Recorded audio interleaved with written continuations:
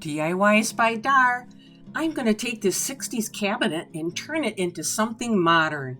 I'm participating in an I Can't Sleep creative collaborative with hosts being Crafting with Indiana Jones, Up All Night, DIY, Shabby Meets Bling, and Jody at Southern Seasons. Here was the piece that I started with. Pretty shiny, pretty orange. Let's get into this.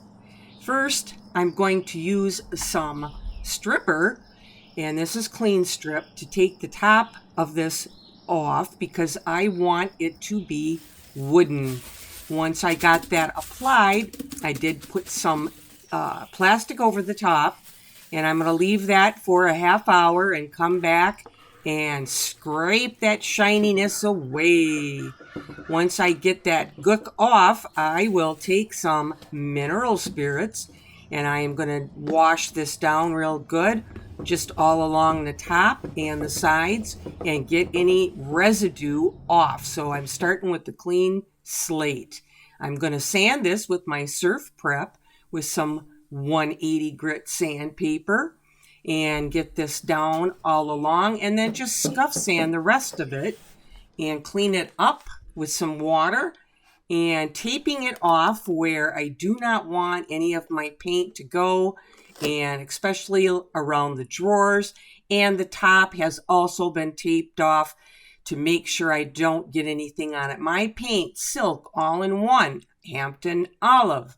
The reason that I'm using this paint, and I'm going to roll it on to make this a bit quicker and the paint a bit smoother, this paint has a primer and a top coat in it. So this will help with some of the time factor. Plus, I really like this paint. 2 coats all the way around on the areas that I'm painting, and it turned out really nice.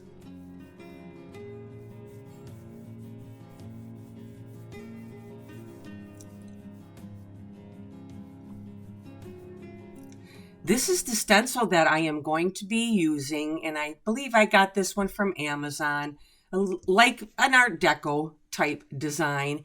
And I am going to mix up a gold using Lels Lusters and some Liquitex medium acrylic gel. Lels Lusters is from Made by Marley, and they are out of the UK, and this is a highly pigmented mica powder. And when I put this in, you will see I didn't really have to use a whole lot of this to get the nice, beautiful gold luster that I'm looking for. So that was really all the powder that I used to create my paint.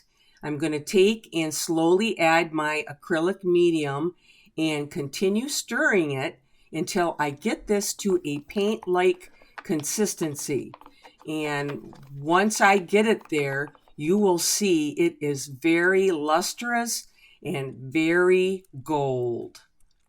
And this is going to dry on these stencils, and I will not have to put any top coat over it. Since it is acrylic, it should be tough and strong and stay on the surface. So here is what the design is going to look like. And I used a stiff stencil brush, and I did swirly twirly and straight from the top, a 90-degree angle on that brush. I am going to use Howard's Feed and Wax on the inside and outside of the drawer, and some beeswax on the rails. So this drawer will go in and out easily. Before I do that, I want to seal the top. And I'm going to use this polyurethane triple thick. And I really like this. This works very well with a sponge applicator. It says you only need to apply one, but I did put 2 coats on this top and along the sides to seal it really nicely so it will be very durable. Now, I'm going to try the drawer after the beeswax, and it's going in and out very nicely. I'm happy with that. We will get this feed and wax on the inside and the outside of this drawer to revive that wood, give it a little bit of a nice scent, and it'll be good to go. Now I have some gilding wax from Dixie Belle. I could not find a knob I liked, so I used the one that was on there, but I just turned it into a golden knob. And this gilding wax will dry also. It is a petroleum product, so I don't need to put any top coat over it. Here was that piece that I started with, and let's go ahead and take a look at what I ended up with, and there it is.